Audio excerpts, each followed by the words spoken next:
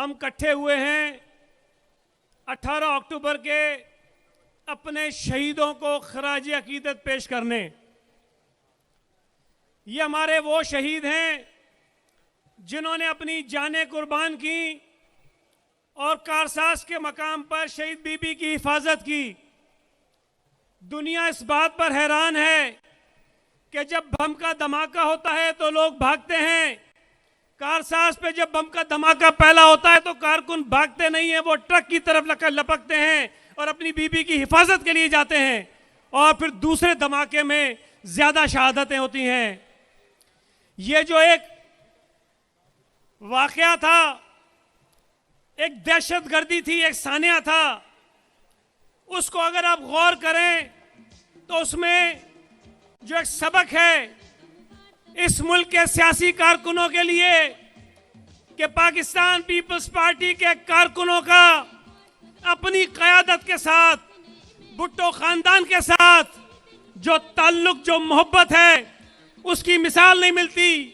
बड़ा अजीब ताल्लुक है कि दहशतगर्दी हो रही हो और अपनी क़यादत के साथ खड़े हो जाते हैं। आप में से बहुत सारे दोस्त यहाँ जो मौजूद हैं वो 18 अक्टूबर को कराची में भी मौजूद थे। आपको याद कराना चाहता हूं, जब मोहतरमा शहीद ने यह फैसला किया कि वो 18 अक्टूबर को पाकिस्तान वापस आएंगी और कराची एयरपोर्ट पर लैंड करेंगी, इस ऐलान के साथ साथ दहशतगर्दों ने ऐलान किया था कि जब मोहतरमा वापस आएगी हम उस पर बम बरसाएंगे। उन्होंने ऐलान किया था कि हम बमों से मोहतरमा का इस्तकबाल करेंगे।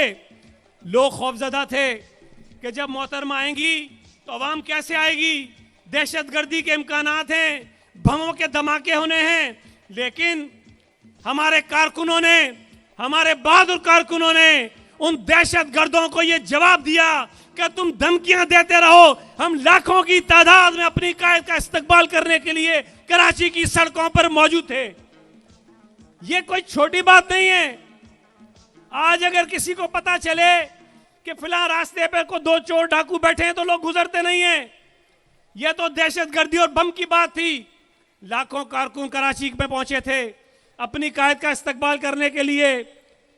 हमें दुख है इस बात का कि 27 दिसंबर को मोहतरमा हमसे बिछड़ गई, लेकिन हमें फख्र है इस बात पर कि मोहतरमा जो अपना लख्ते जिगरियां देकर गई हैं, वो मोहतरमा जितना ही बहादुर है, वो भुट्टो शहीद जितना ही बहादुर है, वो आसिफ अली जरदारी जितना ज़हीन है, वो इस मुल्क का इस वक्त, मैं ये कहना चाहता हूं आपसे, और जो हालात इस वक्त आप देख रहे हैं मुल्क के सियासी तौर पर, बिलावल भुट्टो जरदारी जिस तरह से इन क्राइसिस के हालात में नमूदार होकर आया है, जिस तरह उसने माजी में वजीर खारजा के तौर पर दुनिया में अपने आप को मनवाया है, दुनिया इस बात को मानती है कि इस मुल्क की सियासत में सबसे कम उम्र बिलावल जरूर है, लेकिन सबसे बहादुर, सबसे विजनरी, सबसे क्राइसिस से निकालने वाला जो एक आदमी है वो बिलावल भुट्टो जरदारी है।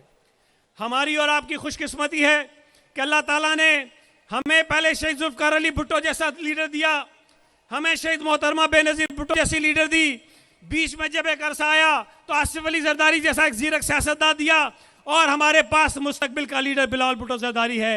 किसी जमात के पास मुस्तकबिल की क़यादत नहीं है मेरे साथियों, आपके पास मुस्तकबिल की क़यादत है, आपके पास मुस्तकबिल का लीडर है। और इंशाअल्लाह ताला हालात ये बताते हैं, मंजूर हसन साहब ने तो पेशन गोई की है, ये लिखा हुआ है दीवारों पर, ये आसमान पे लिखा हुआ है, ये सब लोगों को पता है कि इस मुल्क के मुस्तकबिल का वजीर आजम बिलावल भुट्टो है। इस मुल्क में गरीबों की ख्वाहिशों को पूरा करने के लिए जो एक नाम है वो बिलावल भुट्टो जरदारी है। इस मुल्क के हारियों का, मजदूरों का, किसानों का जो एक सहारा है वो बिलावल भुट्टो जरदारी है। मैं आखिर में नारे लगाऊंगा, और ये शहीदों का जलसा है, शहीदों की याद में जलसा हो रहा है।